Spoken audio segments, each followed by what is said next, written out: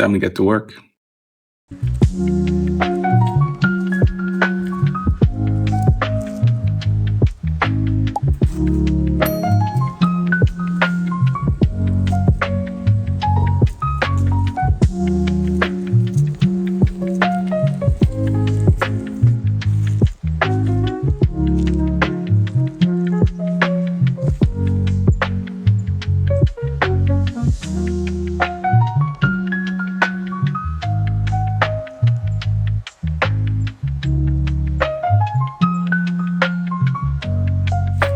Hello again, fellers, fellettes, and your wonderful pets. In this video, we do the return to service phase 1. That's the ground runs, leak checks, and compressions on this Bonanza. Then we're just a signature away from being airworthy.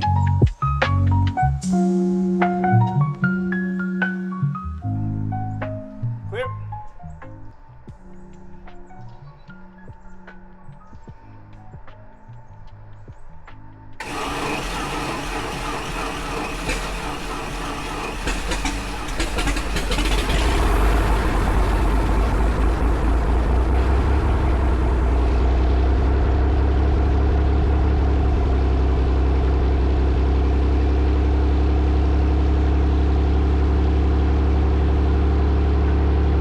Okay, so here's the plan.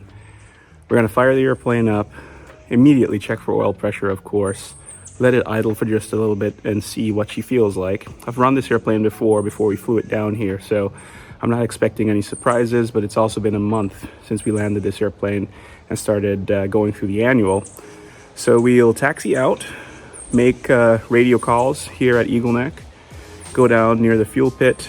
There's no fuel. And we'll just do a little bit of a ground run there, run it up to a normal run-up RPM, and just see how she feels. Just real quick before we start taxiing, airplane's running, oil pressure's good, engine feels really nice and smooth. My tack is bouncing around quite a bit. I think that's just because we're low RPM right now, but we'll taxi out, see what it looks like. Audio won't be the best. I don't have a wind muff on this microphone, but that's not what today is all about. Just wanted to give you a quick snippet. I'm going to focus on what I'm doing inside the airplane. The camera outside could catch everything else.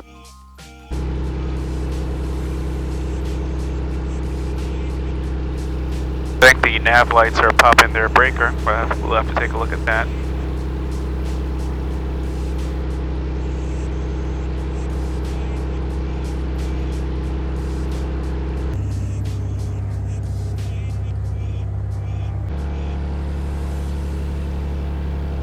Definitely taxis differently from Hyper Arrow.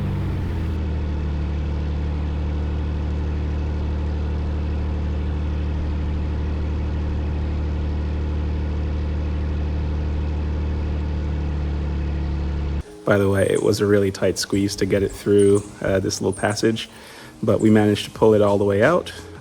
Pushing it back in might be a little bit of an issue. Wish you were here to help.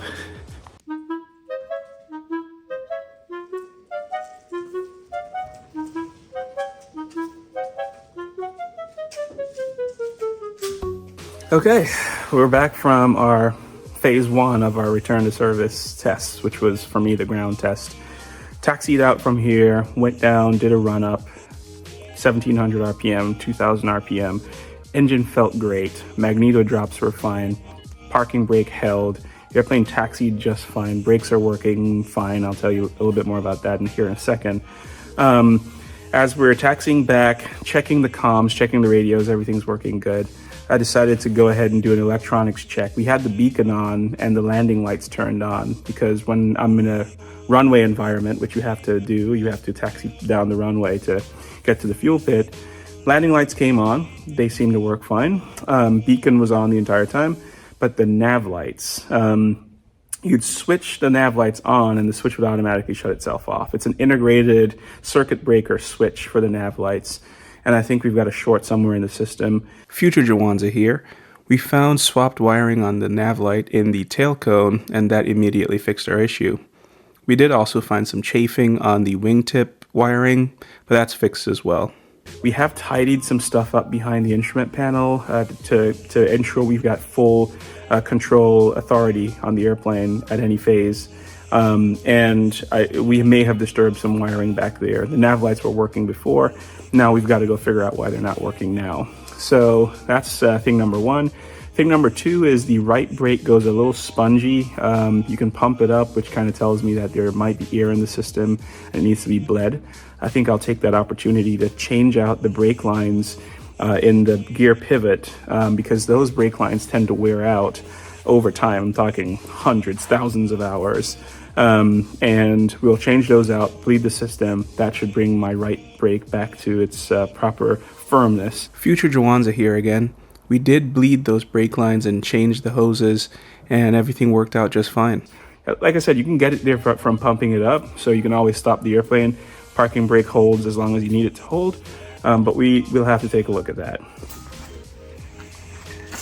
Today's an engine kind of day. Yep, just over 70. Okay. I really want someone to be proud of me right now because we have the correct tool for fastening the quarter turn fasteners on the cowling for the Bonanza. I won't be using a flat head screwdriver, and I think the Bonanza folks will be very happy to hear that I actually went out and found this. Thank you so much to my AMP for having all the odds and ends. The nav lights work, the brakes are fine, the engine is healthy, and compressions are good. We're ready to sign this thing off and start flying. See you here again soon.